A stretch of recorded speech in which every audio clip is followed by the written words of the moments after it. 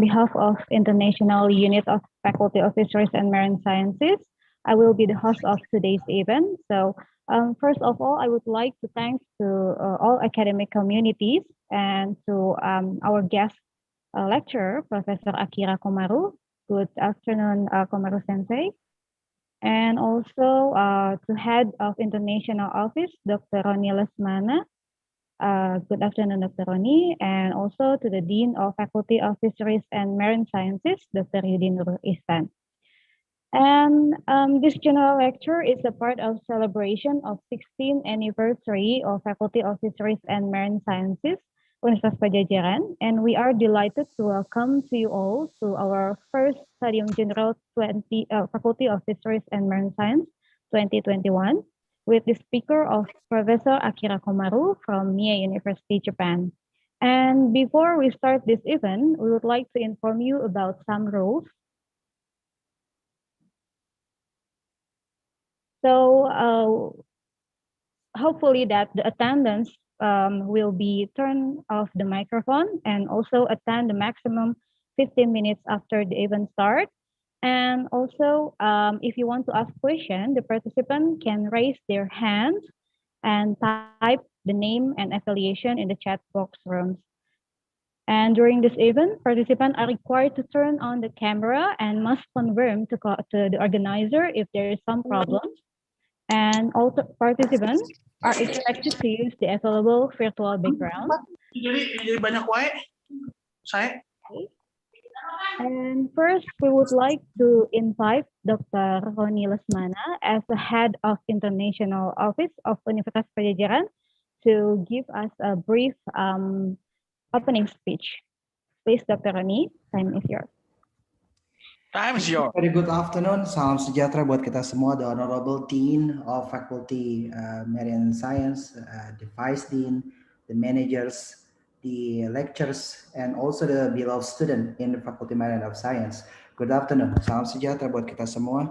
And also, the most important, good afternoon, Professor Akira Komaru from Meiosis University. Hajime maste. Hontoni arigatou gozaimashita. Motomoto yoroshiku onegai shimasu. I'm very happy on behalf of the Universitas Padjadjaran that we have a big vision to evolve ourselves to be a world-class university. Now we are going toward the world university class in the world and in the Asia, and we know that to be a world-class university, we cannot work solitary alone, but we need to have a lot of partners in the world. And we are so happy, in line with the beneficial and global as a vision and motto of Universitas Padjadjaran, we have a very good strategic partner from Meiosis University, and having you here today, Professor Akira, to give your great lecture to our student. We highlighted that in the vision of Universitas Padjadjaran, we took very important how our university can give a beneficial to our society, and this is reflected with the achievement in the some university rank in the world, especially in the impact university ranking reflected from the SDGs parameter. In line with the SDGs parameter, Faculty Marine Science have shared responsibility how to sustain the life under the water in the perspective of marine science. So we believe that by connecting our lectures and faculties from marine science with you and friends from Meiosis University, we can enhance and find new approaches and solutions to give even more the benefit for the society, especially in West Java, and also to the world at the global perspective at the end. So again, on behalf of the leader in our university, I welcome you to Universitas Padjadjaran, and we hope that this is not the only one experience, but we hope that you still willingly to come again to our university and give many more lectures to our students, sharing your experience. And we be able to develop together and share the benefit to the global benefit at the end.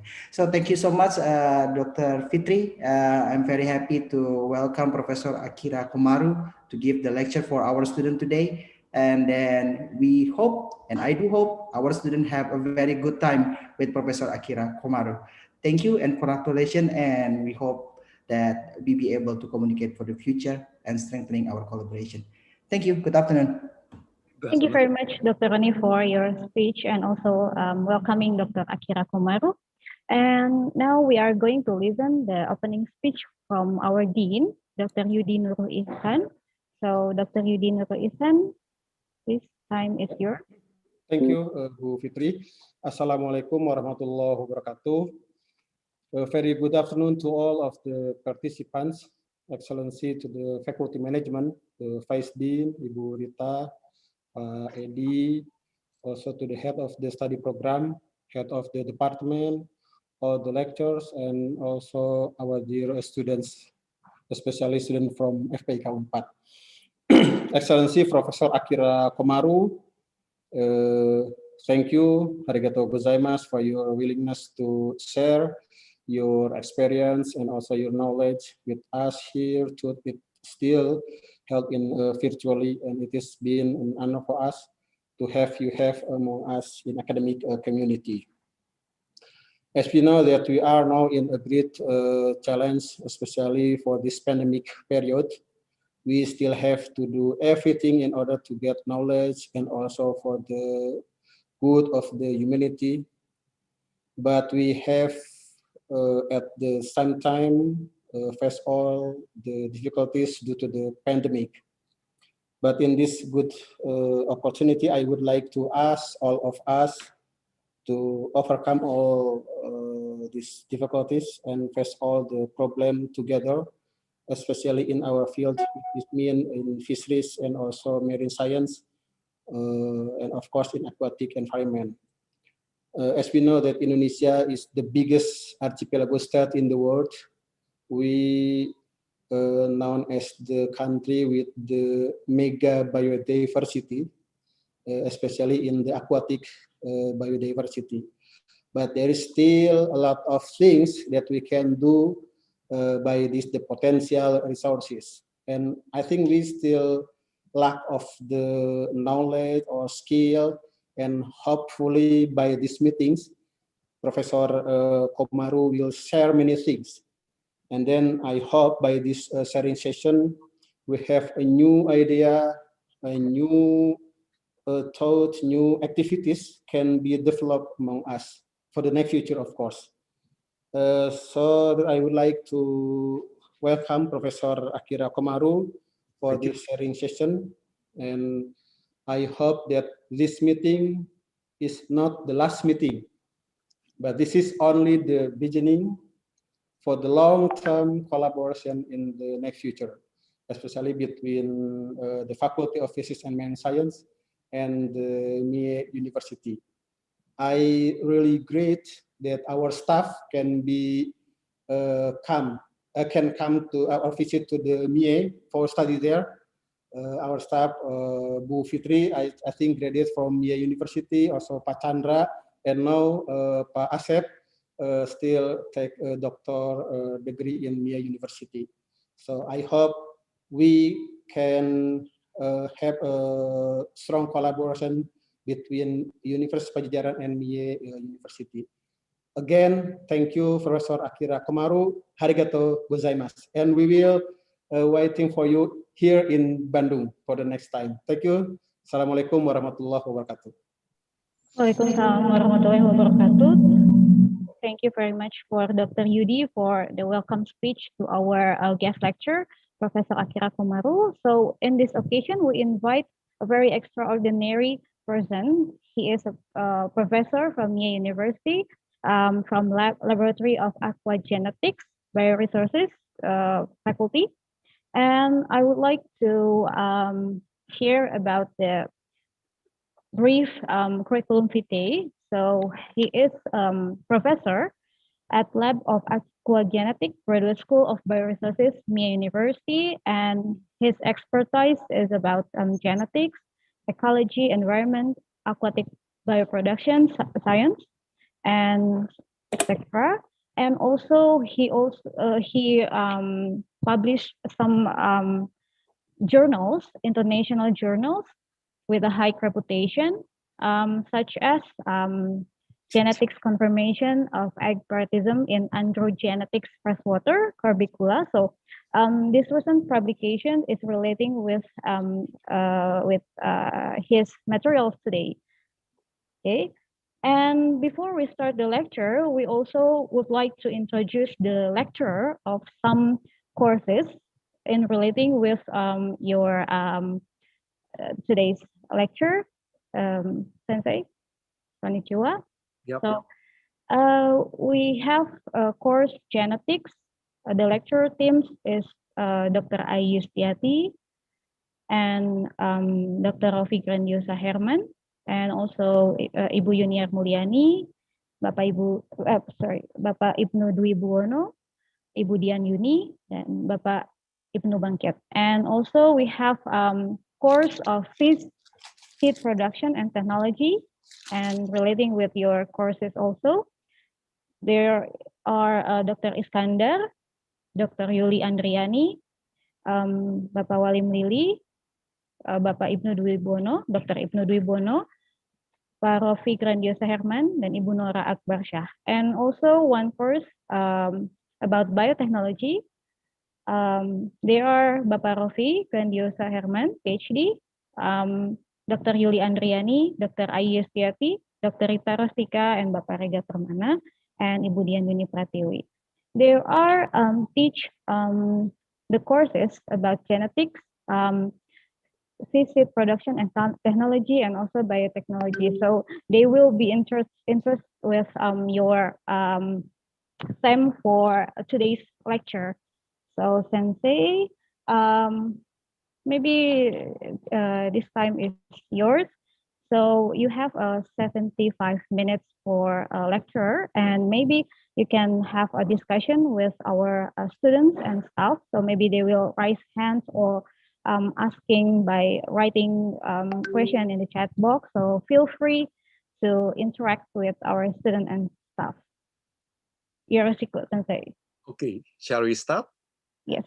Just thank you very much for opening remarks and introduction. So,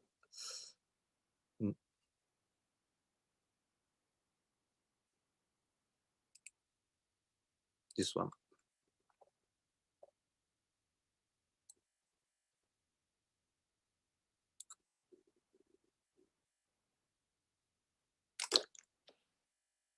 Could you show the our building and full cherry blossom? Okay. Yes, Sensei. No problem. I think it's working. Okay. The sound is okay, Hitori-san? Yes. My sound voice is okay? Okay. And can you see pointer? Yes, Sensei, sure. Okay. First of all, I will tell you about our laboratory, Aqua Genetics Laboratory. We have now two graduate students. One is Mr. Gunawan Muhammad. This is the graduation ceremony of the double degree program between the Mie University and Unpad. So at the time, 4 students graduated. At the time, the Sunardi Sensei and Dean and other professors also visited our university to celebrate their graduation.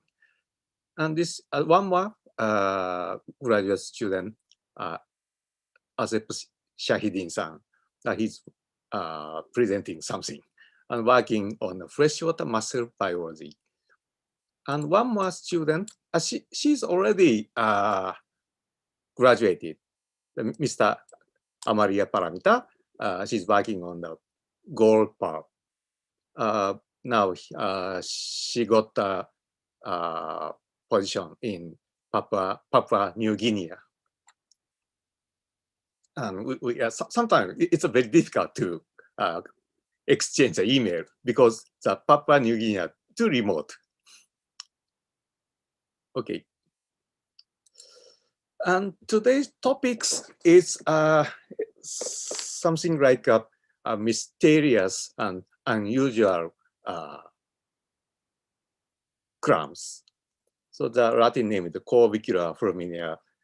In Indonesia, you can see this crumb near Bandung. So when I visited Unpad, at the time, we went to the field and to get the Corvicula in Indonesia.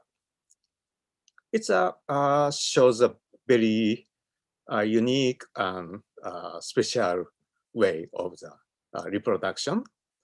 The subtitle, Elimination of Meiotic Chromosomes of oocyte. Today's keyword is a fertilization process. It will be a rather basic study. So this is a part of the Mr. Hotta. He's a graduate master course student, and he spent 2 years in our lab, and he got a very good result. And I will show you today. At first, I would like to tell you, curiosity is very important. And to memorize the contents in the textbook in the library is, of course, enough for high score in university or high school. But it's not enough in science. Because the written article in the textbooks are always on what we found, what we reveal. What we do not know is important in science. It is very difficult to understand the diversity of the organism. The organisms always show the exception.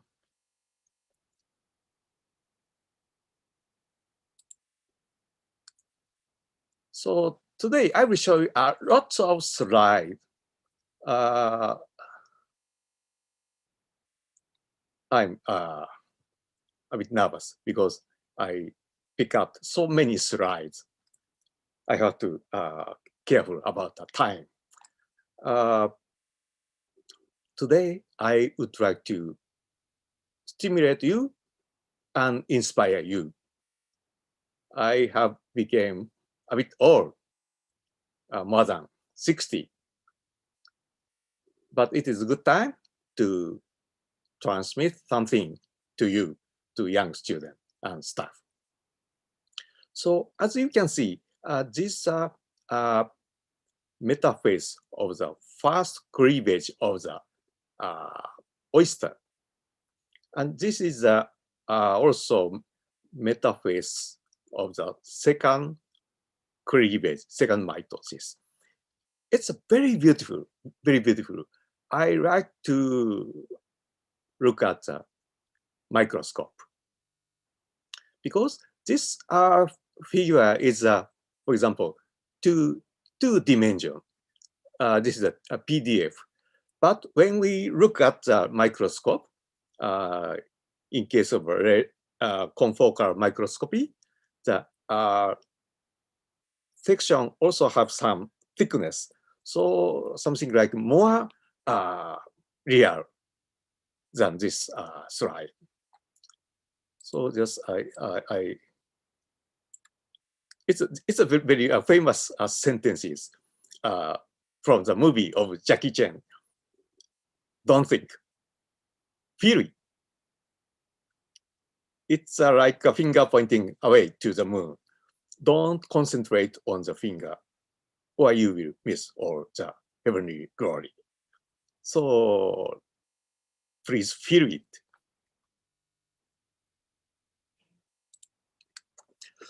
So my talk today is on fertilization. The fertilization means union, fusion of the oocyte and sperm. It's only the start. And during the oogenesis and spermatogenesis, the chromosome number is reduced to be haploid number. This is come from the textbook of the high school. Fertilization means restore the chromosome number to be diploid. So this is male pronucleus come from sperm. And this is a female pronucleus come from the meiotic chromosome of the eggs.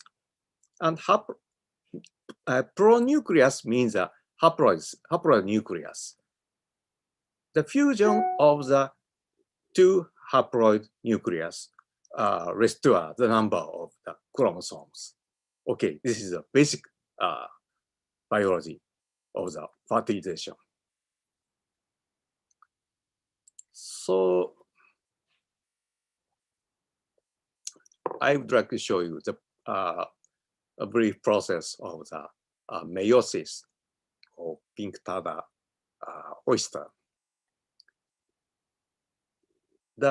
In case of mollusca, bivalve, they are fertilized at metaphase of first meiosis. This is a metaphase meiotic chromosome of eggs. This nucleus is a nucleus derived from sperm. And after the fertilization, the meiosis restart. And this is a separating anaphase chromosomes of first meiosis. And then the outer chromosomes became first polar body. And this remaining chromosome will be separated at second meiosis. Now separating late anaphase of the second meiosis. And then remaining this chromosome in the egg cytoplasm became female pronucleus. And you can see first polar body, second polar body, and female pronucleus, and male pronucleus. And the chromosomes from pronucleus overlapped and became a metaphase chromosome of the first cleavage. This is the anaphase of first cleavage. You can see the two chromosomes. Okay, and more detailed study. At first, I can show you a normal process of the meiosis of fertilized eggs. So this is American oyster, Crassostria virginica.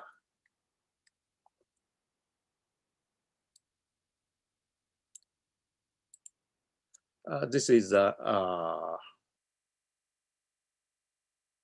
unfertilized eggs. Unfertilized eggs show the meiosis first. This is microtubule. The blue one is chromosomes, meiotic chromosomes. And we also stain the centrosome. You can see two centrosome and the meiotic metaphase chromosomes. Please remember that this axis, sorry, I moved. This axis between the two aster always perpendicular to the this tangent, because one centrosome attached to the very close to at a membrane, close to the membrane. This is attached to the cortex of the eggs. Okay. So I will show you the components of the centrosome. The centrosome contains two centrioles. And around the centrioles, something like a cloud. So according to this explanation, pericentriolar material, PCM. And at the surface of the PCM, you can see red gamma tubulin, ring of the gamma tubulin.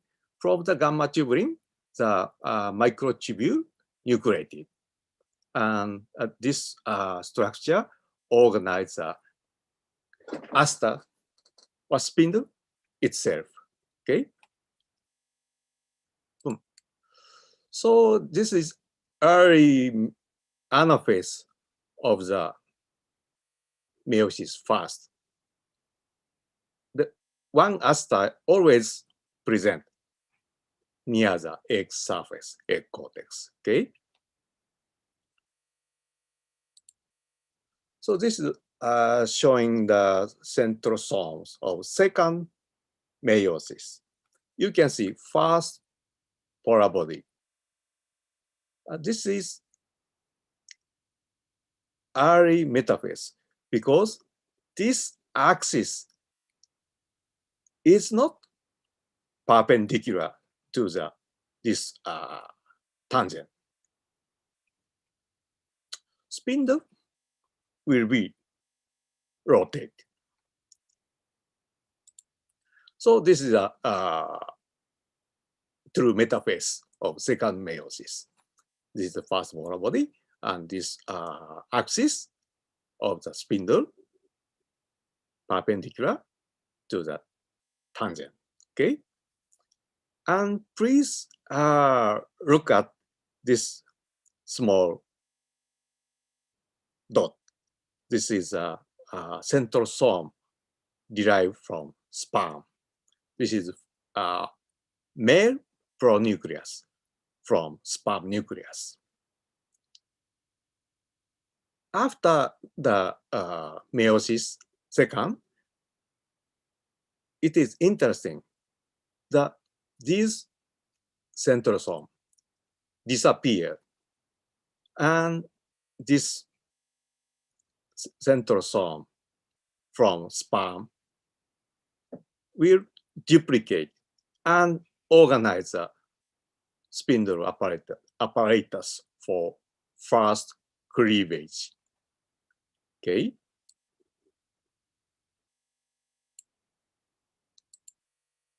So this is anaphase of the second meiosis. You can see two tiny dots, two centrosome.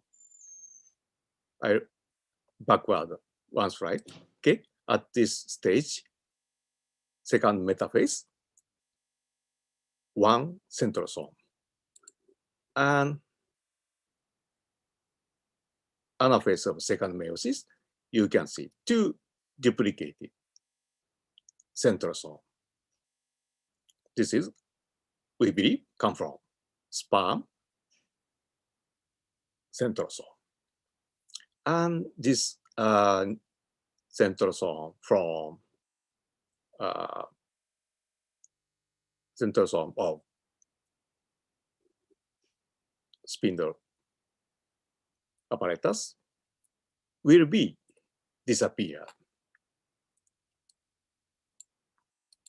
So this is a transmission electron microscopy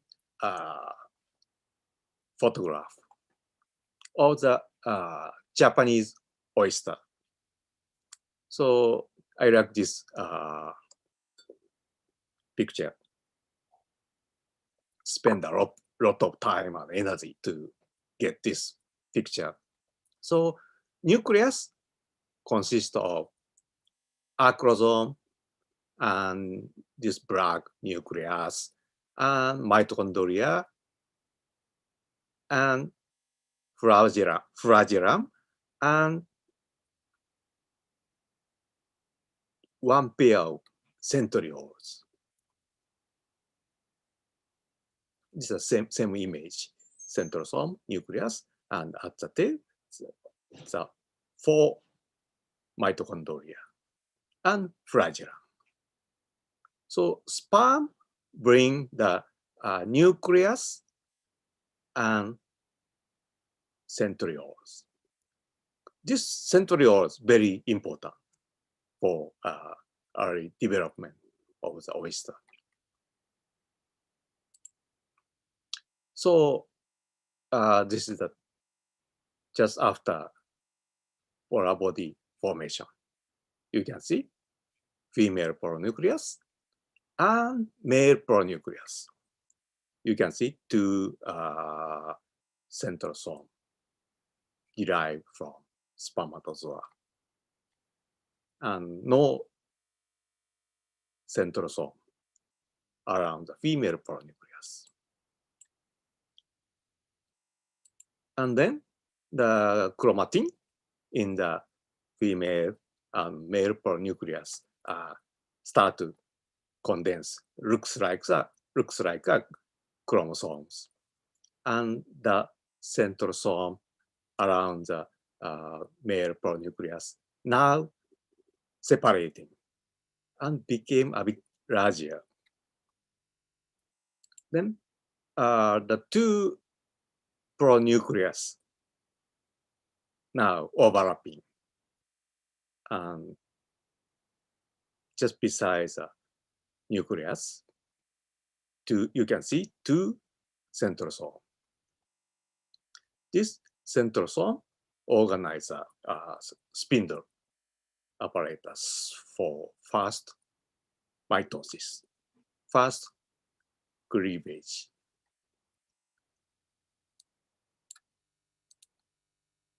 So this is not a metaphase, early metaphase, because the chromosomes not on this equatorial plane.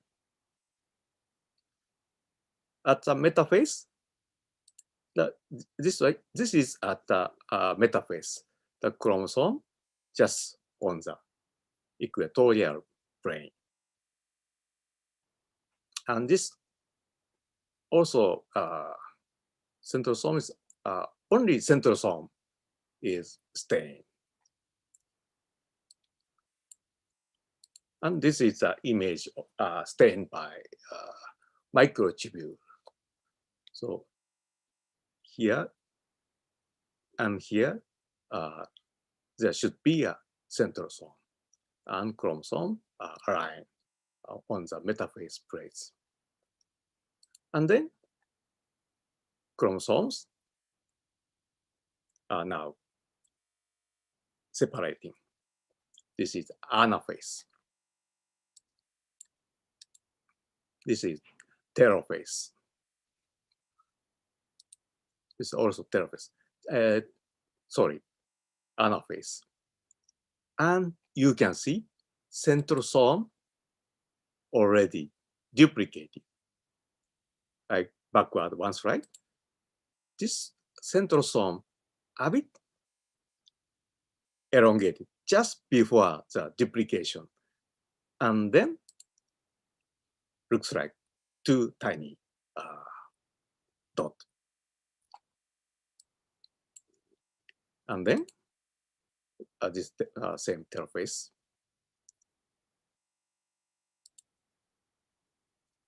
This two cell stage. In case of bivalve species, after the first mitosis, the cell size completely different. And this is early metaphase for second mitosis. You can see the aster now separating, and cell size is different. the, what can I say? The chromatin in the nucleus started to condense. So, how beautiful. This is the metaphase of second mitosis, second cleavage.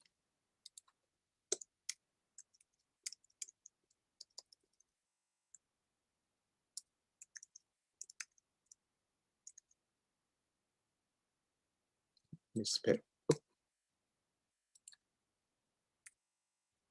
And you can see the two-polar body.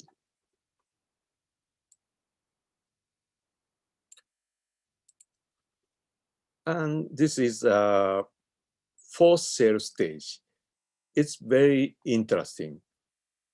This is large cell, we call D, now on metaphase. But the other three cells not at the metaphase. This is this figure shows the asynchrony of the development. It is very mysterious and very beautiful. So it's a summary. Fertilize at the metaphase first. In case of bivalve species, such as oyster, clam, eggs are fertilized at the metaphase first. And then first and second polar body are formed sequentially. First and then second polar body. And one centrosome from sperm is duplicated and organized a spindle for first mitosis. In other words, maternal centrosome from eggs does not contribute for the mitosis. The maternal centrosome only for meiosis. And after polar body formation, one female pronucleus formed. This is a normal process. Human being, sea urchin, monkey, frog, most animals show. Most animals form female pronucleus, of course. And male pronucleus, female pronucleus. After the fusion, restore the ploid level to go back to diploid level. And in mollusca, in bivalve, fusion of two nuclei doesn't occur. In case of sea urchin, fusion of two pronucleus occur. But in case of in bivalves, nuclei, fusion of nuclei doesn't occur. After the breakdown of nuclear membrane, the chromosomes from pronuclei are overlapping like this and became metaphase chromosomes for the first mitosis.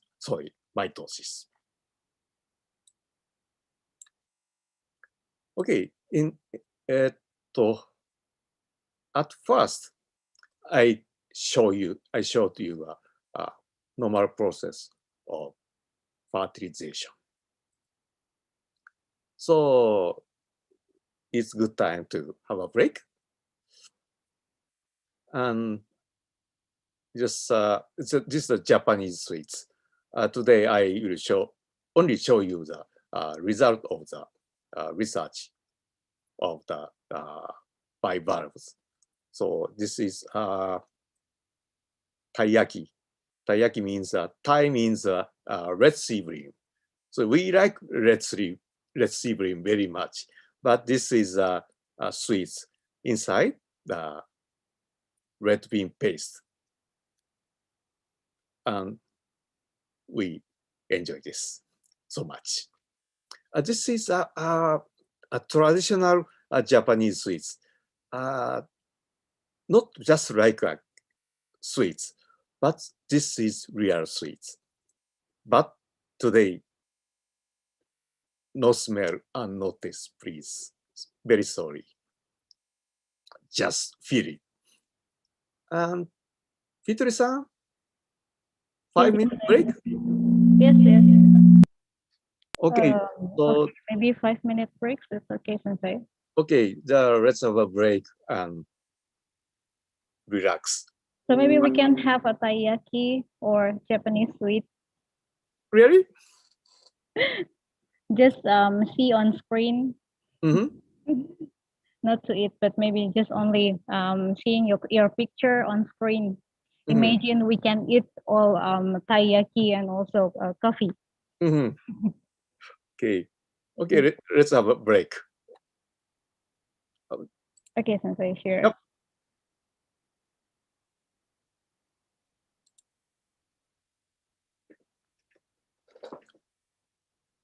So for participants, if you have any questions, you can raise your hand or maybe write on the chat box about your questions with name and affiliation. So please feel free to ask in English, Indonesian, or Japanese.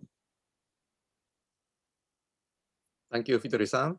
And in case of very simple and easy question, I will answer right today. But in some difficult question, I will consider and tell you later. It's okay? Sure, Sensei, sure. Okay. See you soon.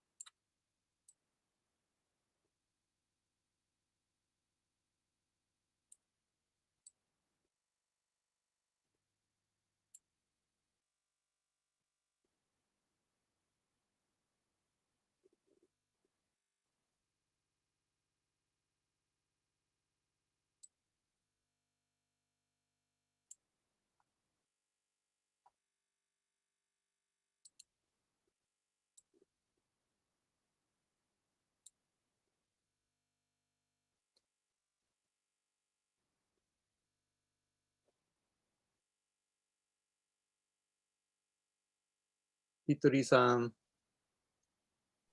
Right, Sensei. speed is okay? Yeah, I think it's okay. Okay, thank you. Yeah. And the end of the lecture is should be very punctual. It's For up example, to you, that Sensei, I think. student we have to attend another class or They are no class for this afternoon, so I think it's okay. Until 3 or 3:30, it's okay, Sensei. okay. Maybe participant will ask during your lecture. Is it okay, Sensei? Okay. So And some of lecturer also will discuss to you. Okay. So my talks will be more 30 minutes or so. Okay, Sensei. Okay. So once I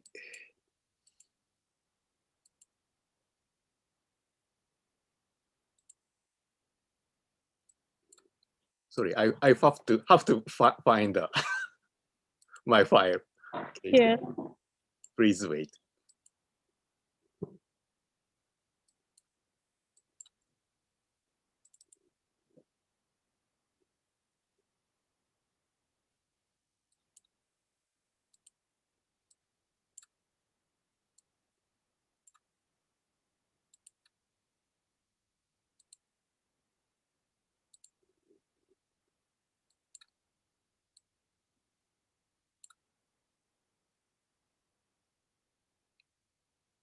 Hitori-san, okay?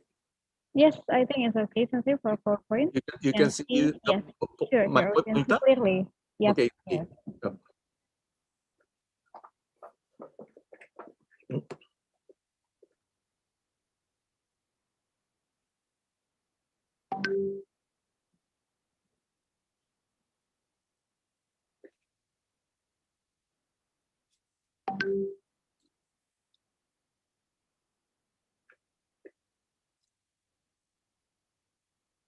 Okay, shall I start again? Yes, sure, Sensei. Yep. So everyone awake? Yes, I think we have a lecturer who wants to discuss with you. Mhm. There is a Pak Ujang. Mhm. His expertise also in genetics, and he asked in the chat box. All right. Yep. He asked about how to collect sperm and egg method.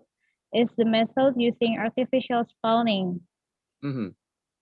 Sorry, I cannot understand the is that Indonesian language. Mungkin Pak Ujang mau bertanya bahasa Indonesia, silahkan Pak.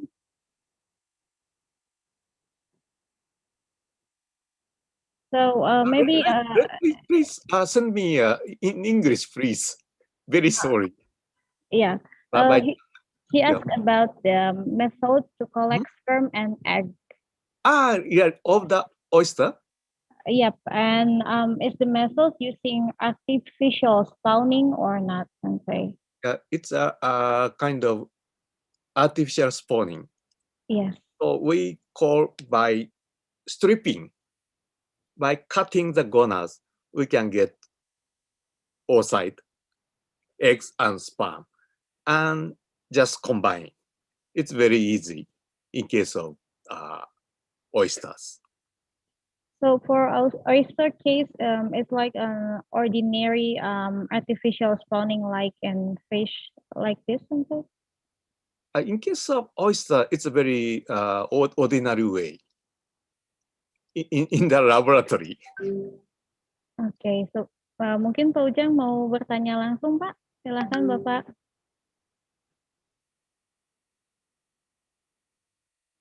Pak Ujang.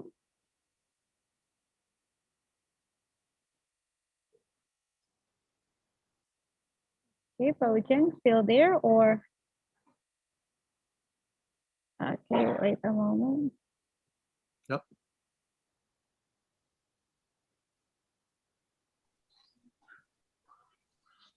Ya, silakan. Oke, Pak oke, oke, oke. Okay, Bu shall we Fitri, start? Yep. Ujang. Ya, silakan Pak Ujang. Sure. mungkin nanti ditranslate lah sama Bu Fitri ya. Jadi ini apa namanya kan Oyster. Tadi apa jawabannya tentang apa artificial spawning. Iya, baik. Mungkin yang ingin ditanyakan juga metode itu kan kalau di ikan yang biasa itu kan ada induksi ya, menggunakan hormon.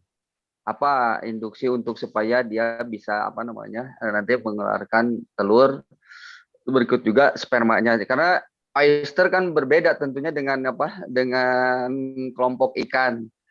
Itu satu. Yang berikutnya lagi mungkin ke Sensei mengapa dilakukan oogenesis terhadap si oyster ini? Apa memang secara apa tujuannya untuk pemurnian ya, pure line untuk pemurnian dari oyster ini, atau memang untuk tujuan produksi supaya nantinya bisa menghasilkan namanya offspring ya, keturunan yang memang betina semua. Barangkali itu memang ini sangat tertariknya, tapi saya termasuk saya kekurangan referensi kalau untuk terkait dengan molus termasuk oyster ini. Mungkin itu bisa dimengerti Bu Fitri. Ya, Pak. Saya coba translasikan ya, Pak ya. Boleh, boleh. Okay, thank you very much, Dr. Ujang. So, Sensei, Dr. Ujang asking about the spawning method, artificial spawning method. Is there any trigger to give inductions to produce hormones in oyster to increasing the sperm and egg? So, is there any additional hormone or maybe technology to increase the sperm and egg in artificial spawning? In case of artificial spawning, we do not use a hormone, any hormones, like a fish. What can I say? So, in case of oyster, it's very easy to get a mature or mature eggs and active spermatozoa. So we use oyster of the experiment of the fertilization in summer course for undergraduate students. It's very easy. Let's try. Oh yeah, I see. So he is very interesting with your experiments, especially about the artificial spawning in oysters. So maybe he would like to ask about your reference. And the second question is about the aims of oogenesis. Is it for productions or maybe for how do I say, welfare or something? Is this for to produce oyster in mass and or in large scale, or only for welfare or something like that? What is the aims of oogenesis? Okay. So you asked me the purpose of the artificial induction? Yes, okay.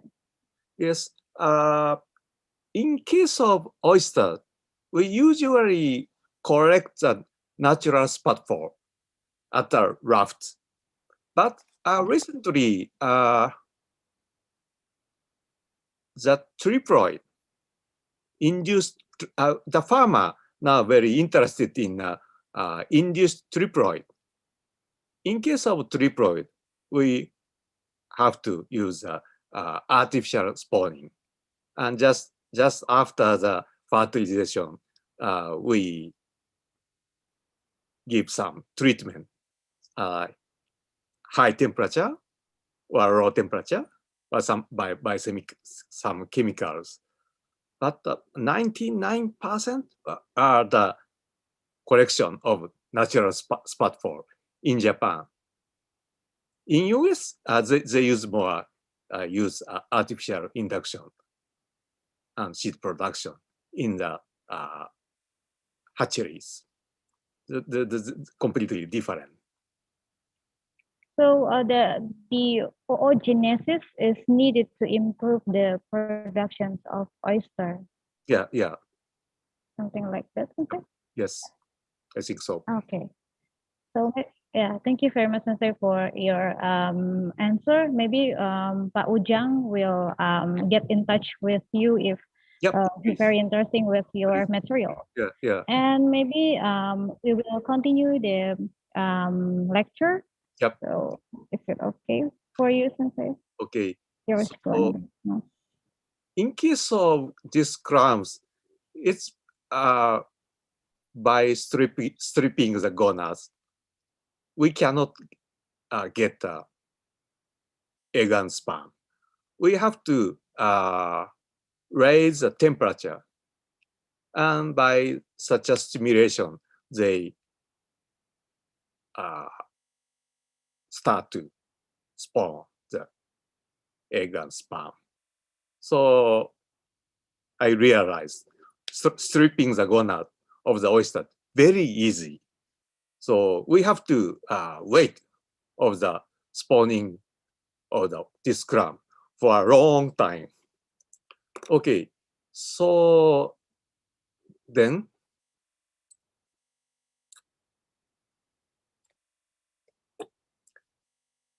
I will show you the androgenesis of Corbicula fulminea.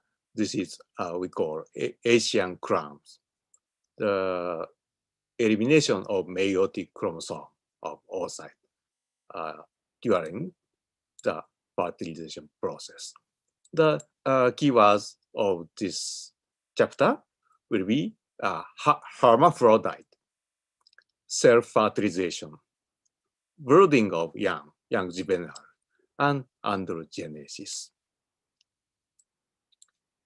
So you can see this Corbicula fulminea crumb in Indonesia. This is originally distributed in Eurasia, China, Thailand, and Japan, and Korea. I don't know that maybe this Corbicula species distributed in Indonesia. So this crumb have two different face, and this is Taiwan. I visited Taiwan. This is a pond, not for the tilapia. This is a pond for oyster culture. So sorry, crumb culture. So this is Phnom Penh, Cambodia. So the stand, crumb stand, and they serve the plain crumb and with hot chili. Looks like very hot. And generally speaking, we means Asian people enjoy the crumb very much. So what can I say? This species is aquaculture species in Asia. But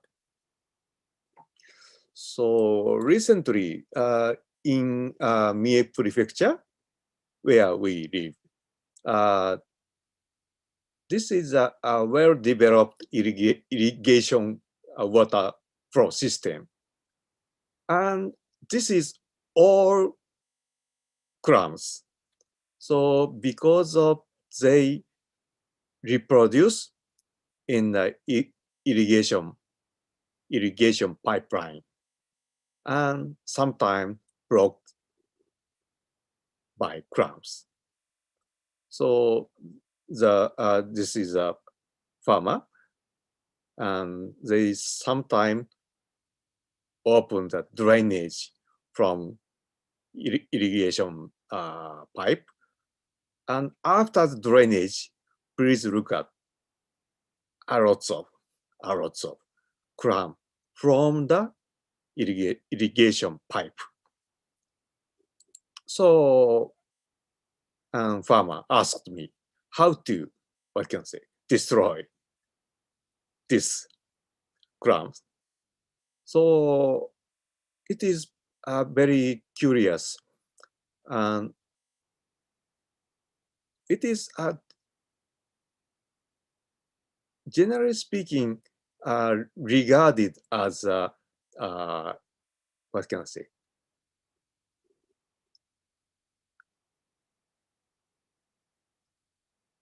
What can I say? Very exotic species in US or in Europe, and reproduce like this, and ecologically now they became a serious problem. For example, this is a distribution map of the Corbicula.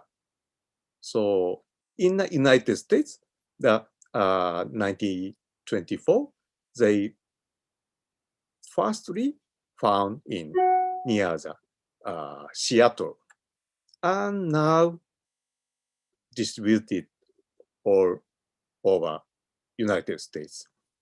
And then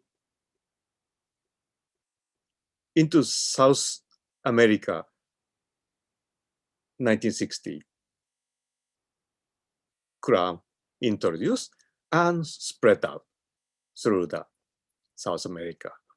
And in Europe, it's a rather recent event, but 1985, near France, and spread throughout the Europe. So they are success in New World as an invader, colonizer.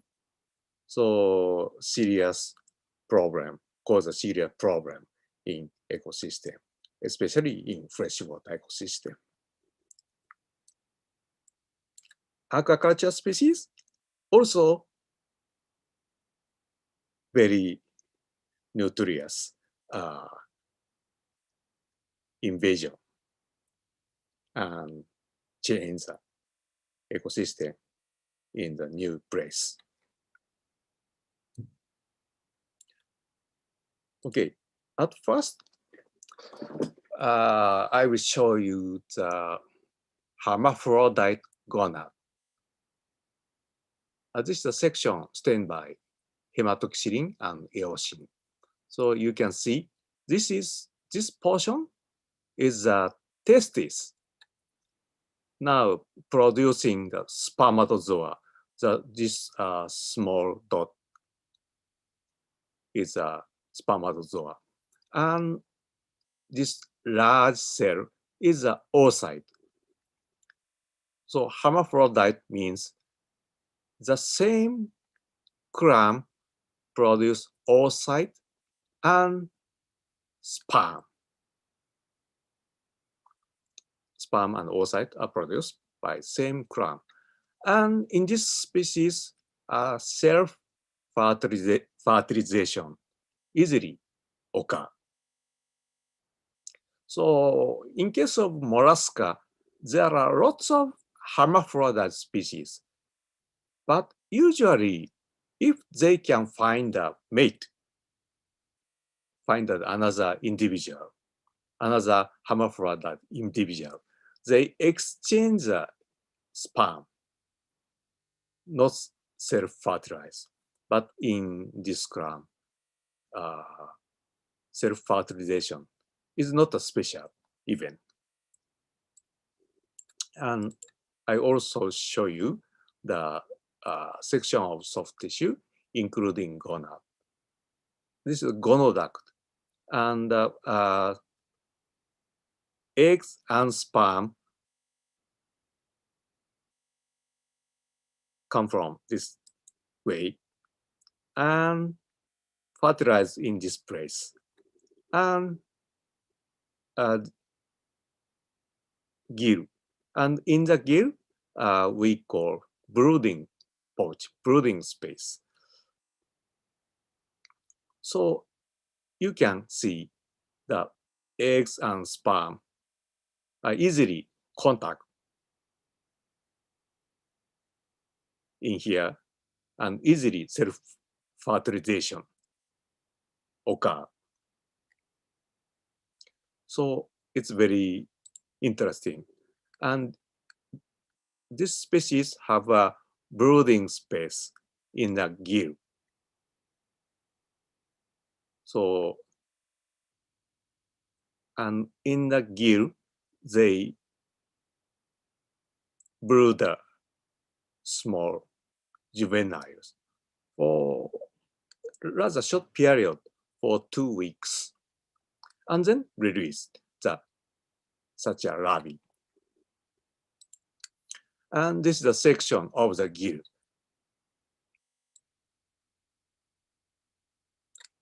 You can see a lot of juvenile larvae in the gills. And this is a section of the gill. And this is the image captured by a stereo microscopy. You can see black dots, dark dot. This is all larvae, hundreds of larvae in the gill. And this is image of the larva around 150 micrometer and released. So we call it ovoviviparity. And it's very strange sperm because sperm have one flagella in ordinary species. Tilapia, oyster, human being, monkey, dog, fish usually have one flagella. But in this case, one flagella and two flagella. So it's when I looked at this at the first time, I think it's not a I felt that this is not a sperm, something like a protozoa or something.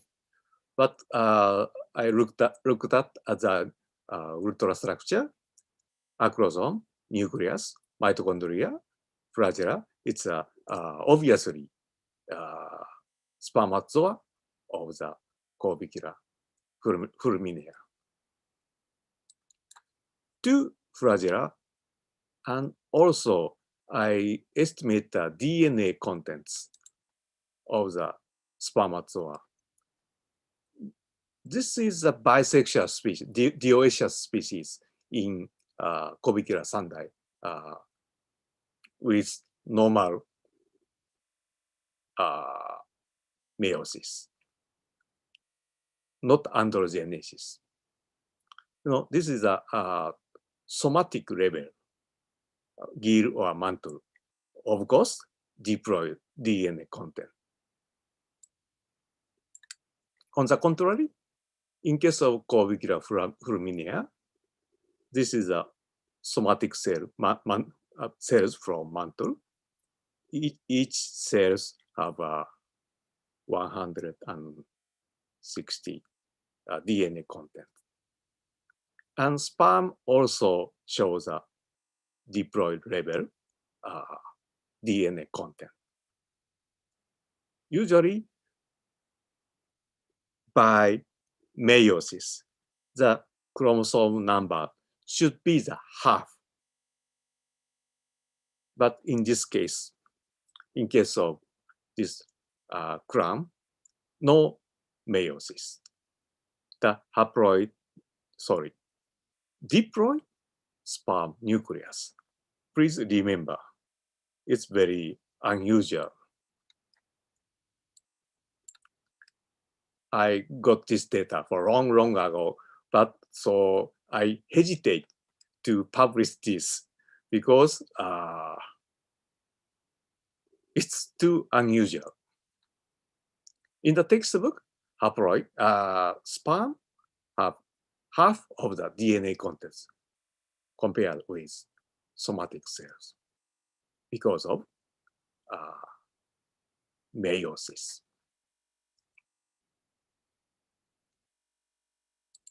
So just I looked at the process of meiosis of eggs. So I spent a lot of time to reveal this process. At first, this is fertilized eggs, and the spindle is like this. It's a parallel to the section. No. Parallel to the surface. To start to centrosome near the surface. And this, it shows a anaphase figure. And it's very unusual that this cytoplasm around the aster projected like this, and at late anaphase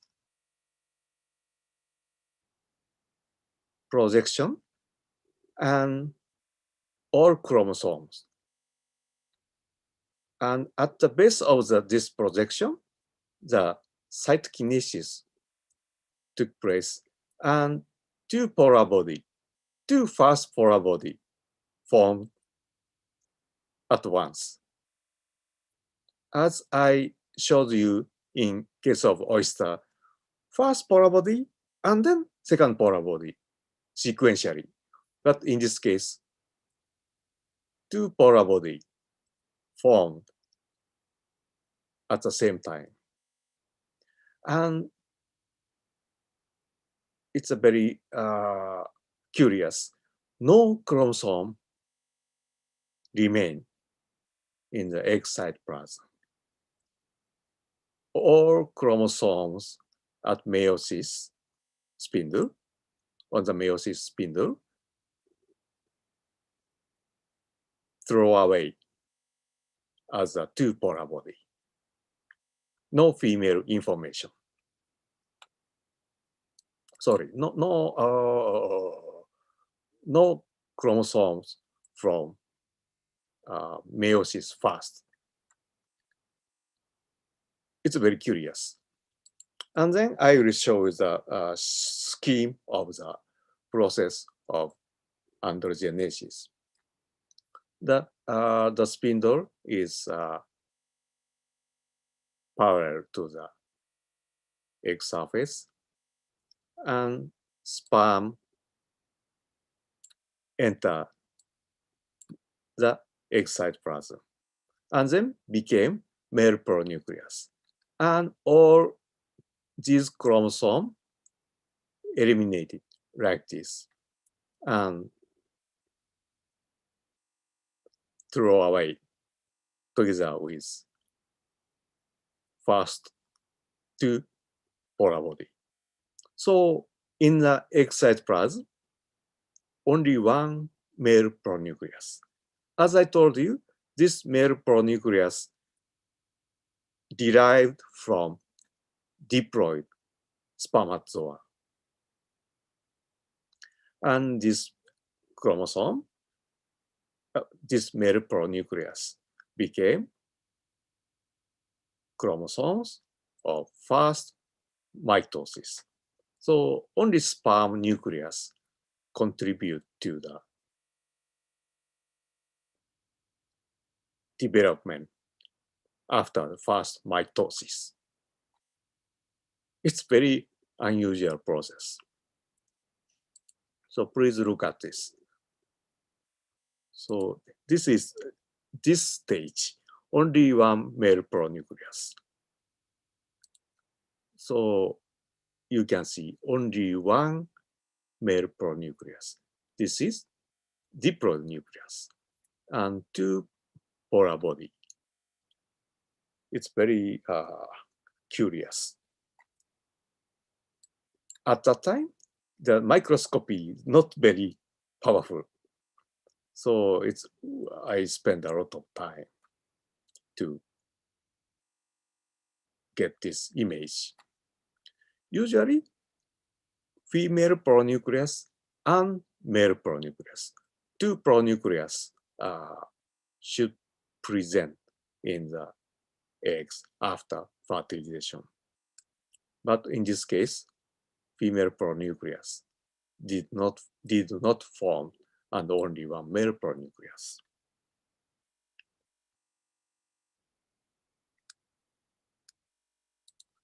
So this is a oyster. In case of oyster, normal process.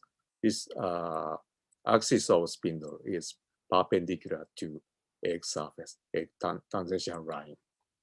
But in case of clams, the meiotic spindle is parallel to the egg surface. And this shows actin filament. We stain tubulin, nucleus, and actin, a triple staining. This is the overlap image. You can see sperm nucleus. I bit in a hurry. So this is a view from animal pole. This spindle is very close to the egg surface. This is the centrosome. Two centrosome is located near the egg surface.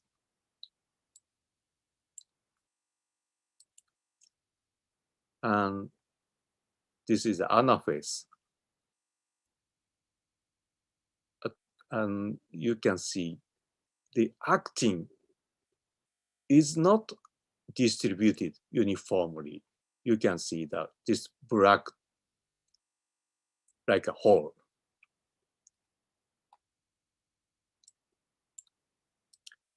And then you can see at anaphase first, you can see like red rings. It's a schematic scheme. You can see two actin rings. This is contractile rings. Contractile rings means actin and myosin, motor protein. So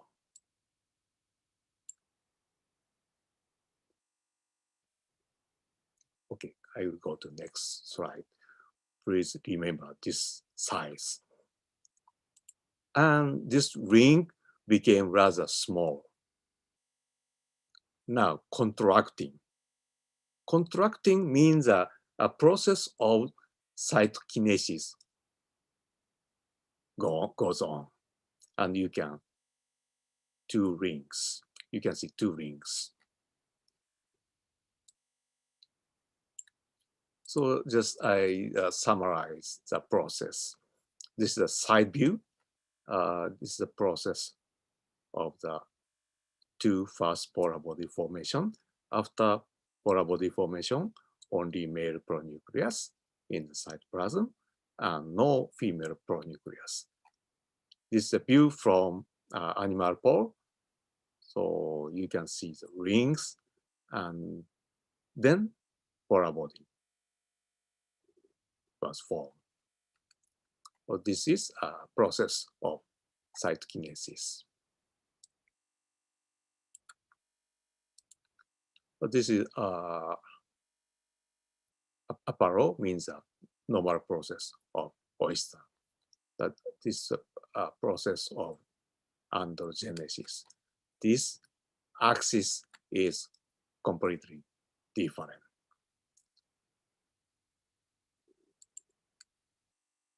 So this is a schematic scheme. In case of androgenesis, two centrosome attached to the egg surface and the spindle oriented like this, not perpendicular.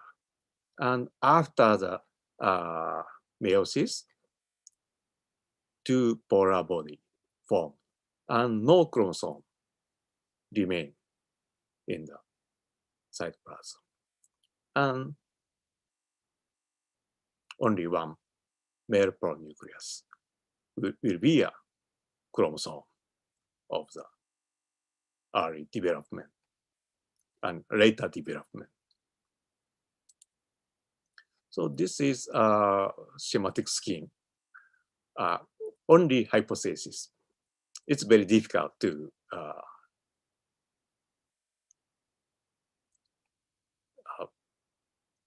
know the process. It's very easy to show the hypothesis, but it's very difficult to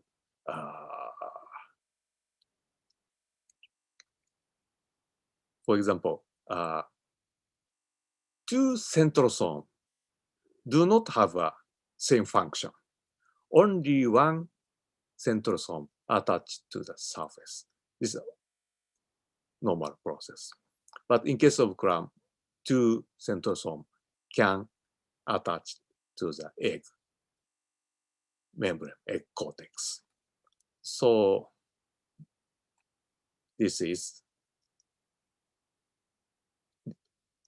orientation of the spindle will cause a process of androgenesis.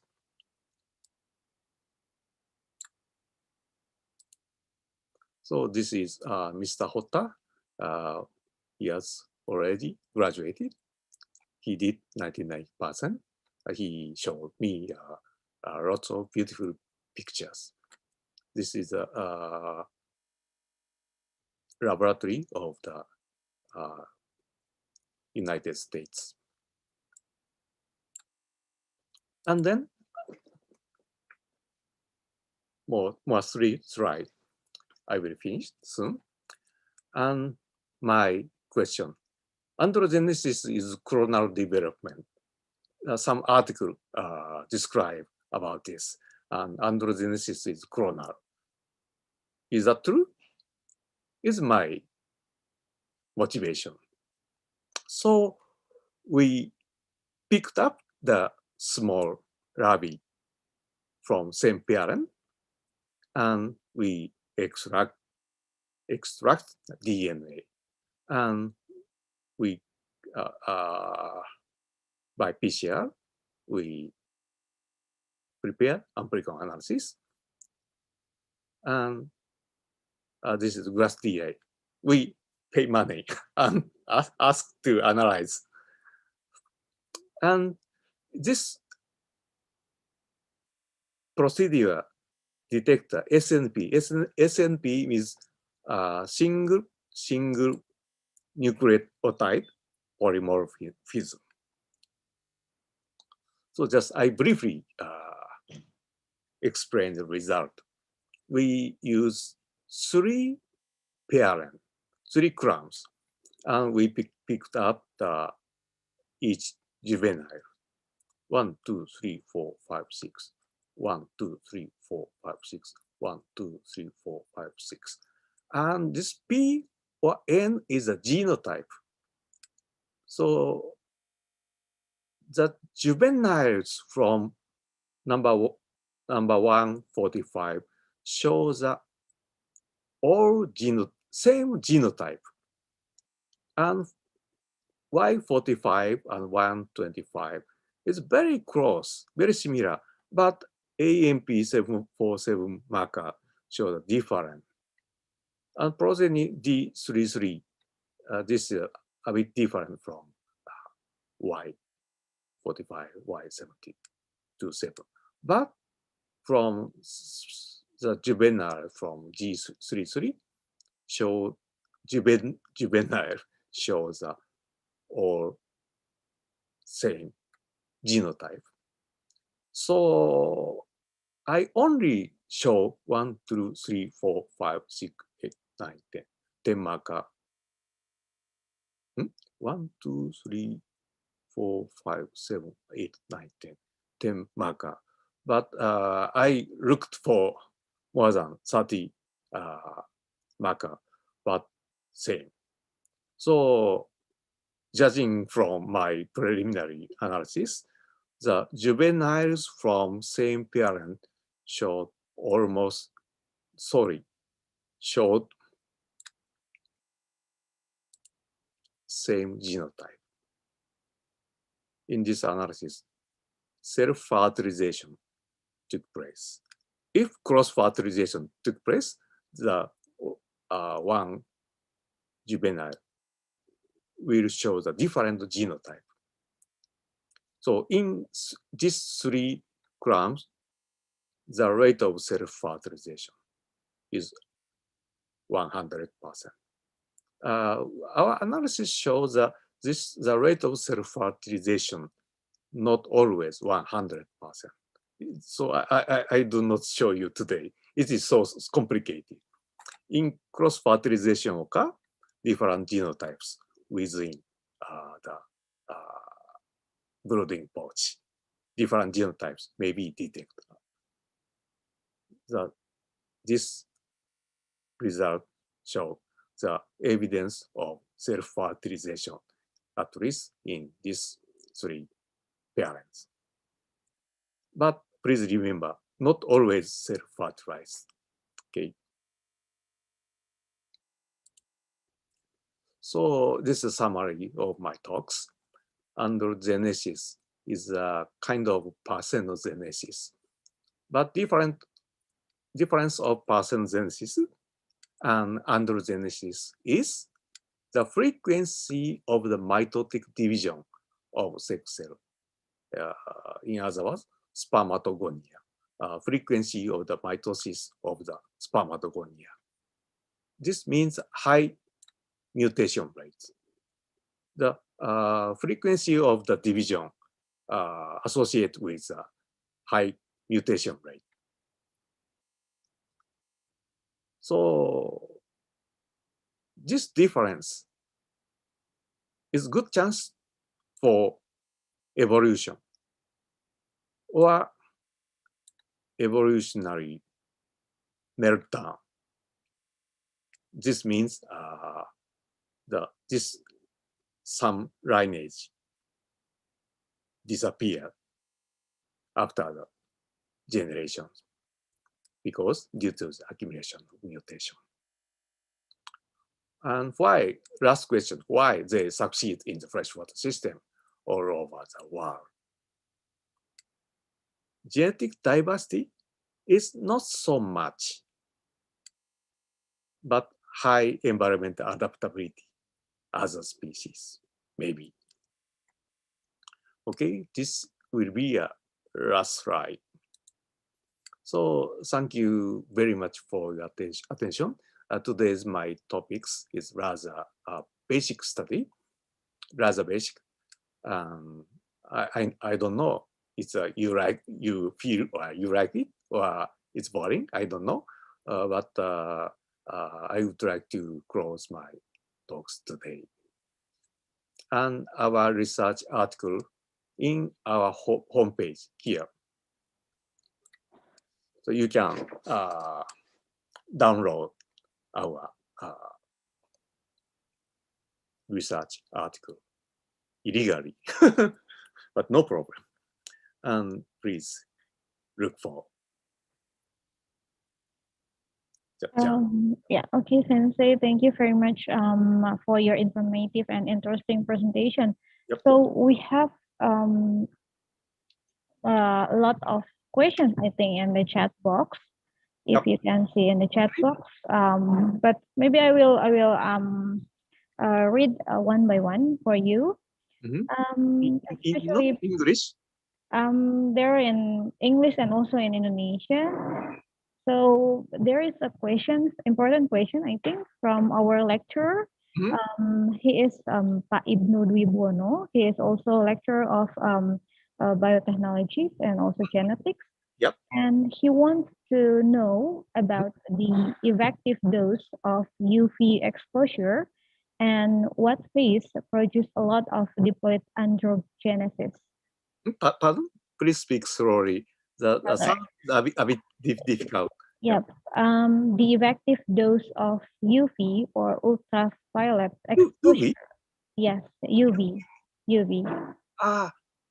Today's my talks is natural process. For example, to induce androgenetic fish, they use gamma ray.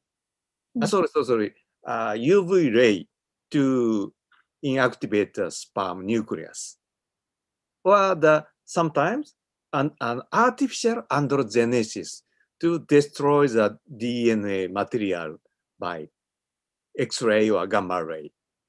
Oh. And later the double the chromosomes. But in this case, no such a treatment. Just I raise the temperature and they naturally spawn. And today's process is a natural process. Just I looked at the process. No treatment, no UV, no X-ray. Yes, because he also wondered about if this irradiation of UV will inactivate the eggs of the chromosome of eggs, something like that, during the fertilization. So your answer is because this is the natural spawning. Yes. Yeah. Okay. Pretty natural. Sensei. Thank you very much, Sensei. And also we I hope that Dr. Ibnu will still interest with and curious with your research. Maybe he can get in touch with you with email or something. Okay, please. So And please distribute my email address, please. yes. Just I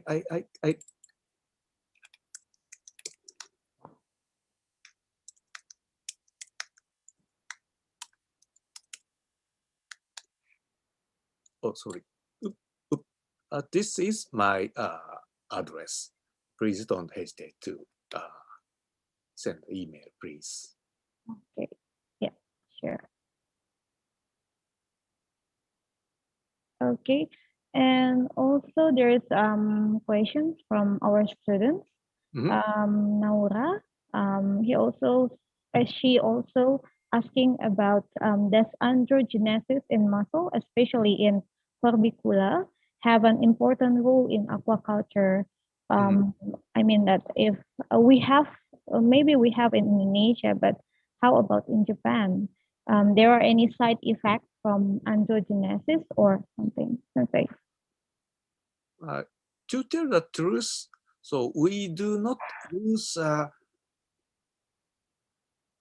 freshwater corbicula. So recently, in farmer complain about unexpected propagation of these clams. So Taiwan is the only place to culture this hermaphrodite corbicula. In Japan, no aquaculture. I see. Is that a good question? Yeah, okay. And also, one student also asking about the original of this clam. He curious about is this clam live in clear water or is it okay in the dirty water containing some sediment or something like that? Yes. In the polluted area, we cannot find. Only the stream or rather good condition. For example, in a big city in Tokyo, Osaka, it's difficult to find this clam. Only the countryside or irrigation canal. Yes, I Because think, yeah. in the big city, some pollutant from the human activity pollute, that cause the pollution. They cannot survive very well in such a polluted area. Okay. Yeah, I Yep. think I agree with you, Sensei, because sometimes we find such of this clam, maybe different species or genus, but um, recently we cannot find in the polluted area. Yep. So it's quite difficult to find in the polluted water. Maybe any other questions from students, or maybe our lecturer will share and discuss with you. Maybe Bu Ai Yustiati. Bu Ai.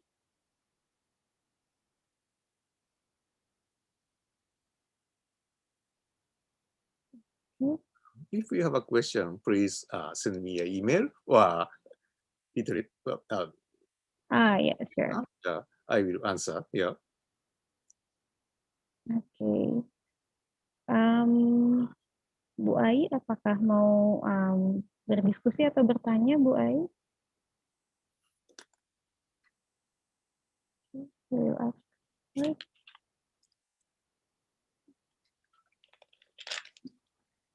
So, any other questions for students?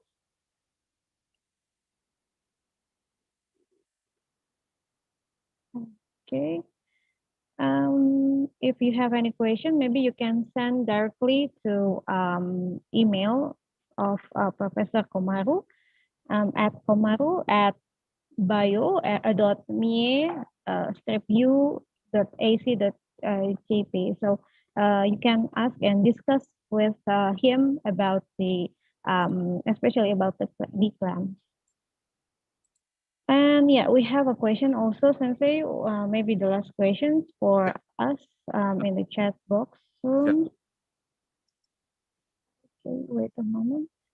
Yeah, please.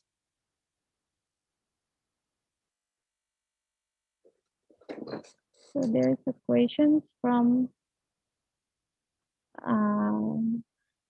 Farhan. Okay, he is students of veterinary medicine study programs.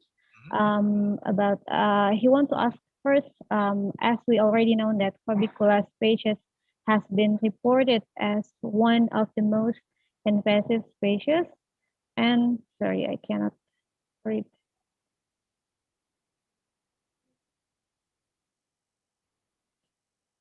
Pardon? And wait a moment, okay. Please. It's a long question, I think. Okay. Because of its wide geographic distribution, thus androgenetic reproduction might have played an important role in the invasive success of this species. That's the first question. He asked about the successfully of androgenetic reproduction. My question is, it's difficult to answer right now because androgenesis is a rather risky way. Because as I told you in the last part of my talks, the high mutation rate, usually mutation, most of mutation is not very good. So, and what can I say?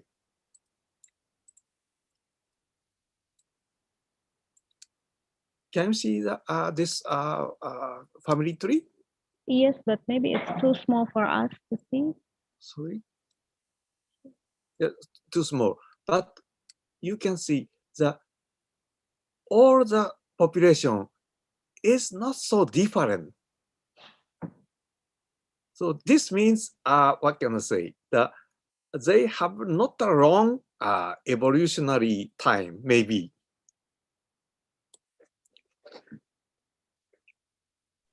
So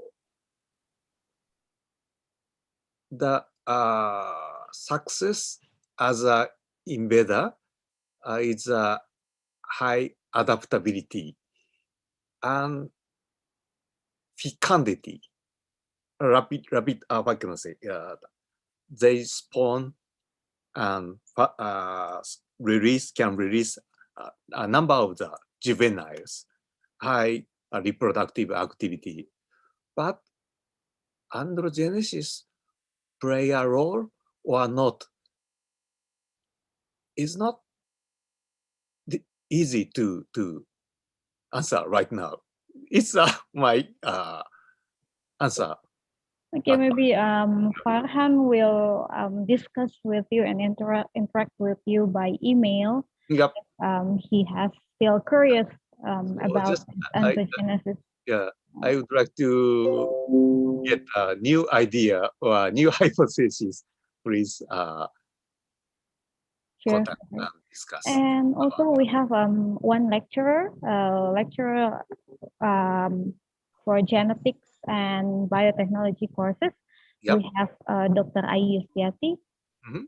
Is Dr. Ayu Yustiati maybe can share something and want to discuss, please? Okay, thank you very much. Yep. Professor Komaru. Yep. I agree. It is inspiring, Really? and you have a great pictures of cleavage of mitosis and meiosis. Yeah. It is hard to get a moment like that to get the picture. Yep. But okay. Yep. It's very, very good. And about androgenesis. Yep. It is like my friend asked that I thought that it is androgenesis is done by purpose, but according to your explanation, it occurs naturally. Yes. Okay, by Naturally, and okay. always reproducing by androgenesis. Okay. In Japan, in United States, and in Indonesia, maybe. Okay. Yep. By rising the temperature of water. Yep. Okay, right. But then there is a mutation. Yep. In the population. Yep. And how far the population affect the environment because of natural androgenesis there. Yep. So it's very difficult to answer right now. So we recently start to genome-wide analysis. So androgenesis means a high rate of the mitosis should result in a high mutation rate. But as you can see in this family tree, each lineage, each population have not so long history. So right now, they succeed in all over the world. But this success is long-term success or not? It's so difficult to consider. At least we can see that every lineage have not so long evolutionary history, just recent origin. Okay. When we say about androgenesis, Yep. the production is all males. Yep. Is that right? Yep. Okay. Yep. If population is only males. Sorry. Population is only hermaphrodite. Hermaphrodite. Yeah. So just I will show you again. You can see the section. Yes. All clam have a testis and oocyte. And Okay. they spawn the oocyte, eggs, and sperm at the same time and fertilize at this place, and maybe self-fertilized.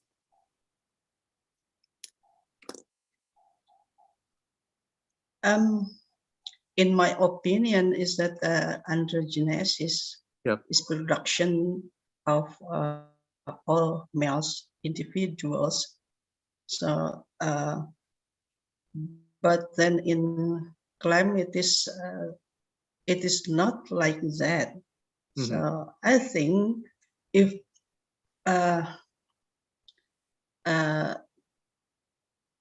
if what can I say? So it is a totally different definition of androgenesis here. Yeah. As I think the androgenesis is production of all males individuals, but then it is not in climb. Yeah, that's right. So, and for development, they need the eggs Yes. for development. Yes, that's why. And also, I told you that all clams are hermaphrodite, but we found a male in the hermaphrodite population. So occasionally we can find males in the hermaphrodite population. In case of males, they should fertilize the eggs produced by another hermaphrodite. So in previous explanation, you said that in fertilization of egg and sperm, two polar bodies of egg are released, and there is no contribution of female genetics. Yeah. This is right. So yes. So this process is like parthenogenesis. In case of the hermaphrodite, the self-fertilization means a kind of self-reproduction. In case of hermaphrodite, but I told you that we found a male. In case of males, male have to get the eggs from another individuals. In case of hermaphrodite,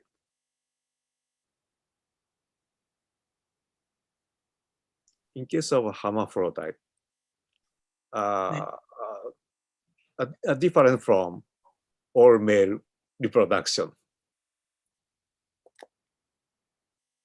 Right. Yep.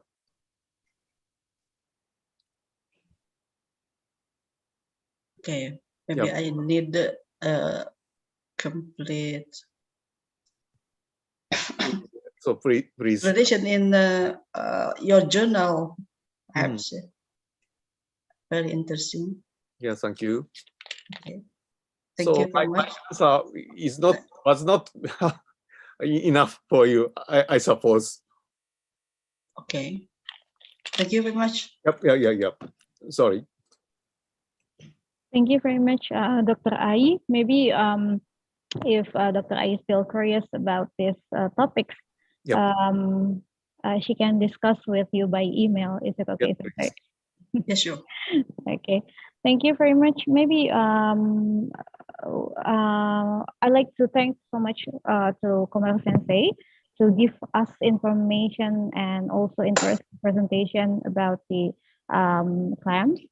And also, thank you very much for the participants who are very active today, especially for students and lecturer.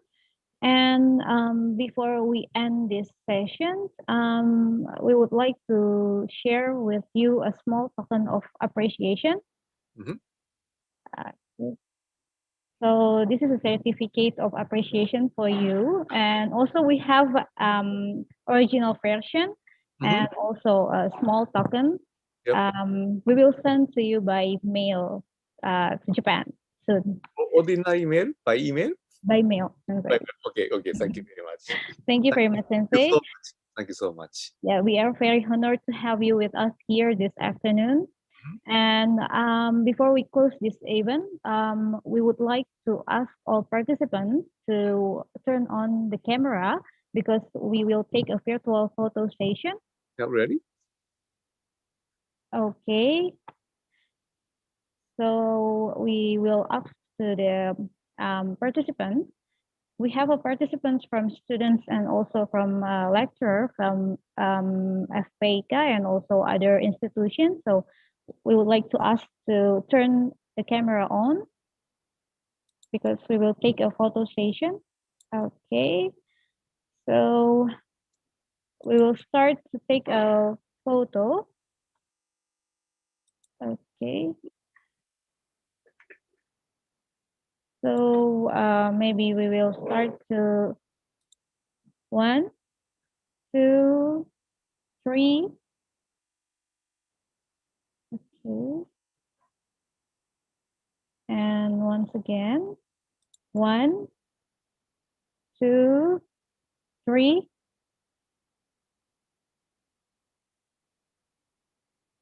Okay, once more.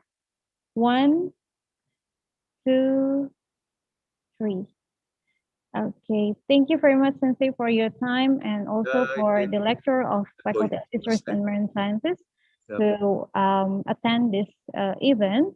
And also for participants who want to get a certificate, all of you can fill in the feedback link on the chat box. So please feel free to click the link. Yep. And Sensei, thank you very much. So I hope this is not the end of our meeting. We hope we have another meeting and also discussion with you about especially the clam genetics.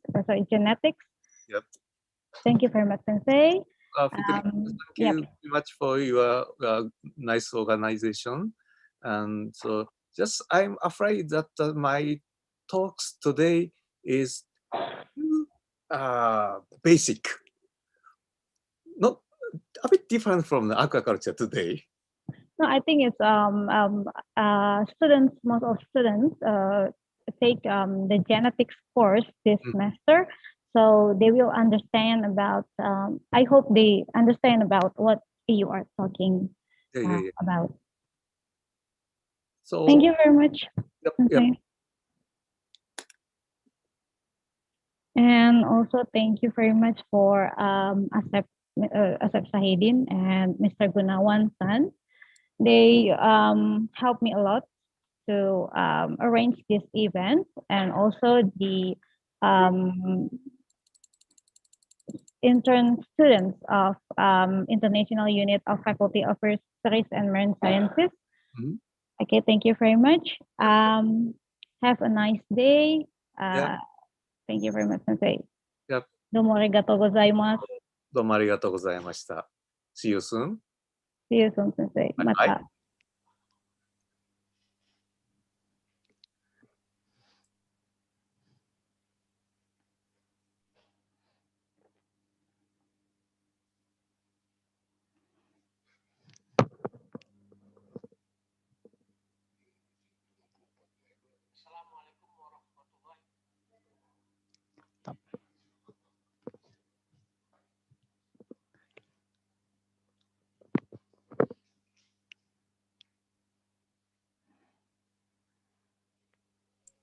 ひとりさん Hi, Sensei. So if you get a question or comments, please send me by email, please. Yes, we already gathered some questions for Yeah, you. yeah, So yeah. I will send by email Yeah. to you as soon as I possible. also receive an email from your student. Okay. Sure, Sensei. Okay, see you.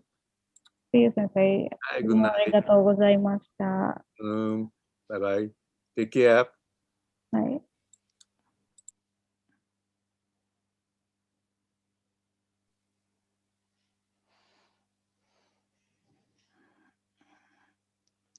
Baik, お疲れ様です。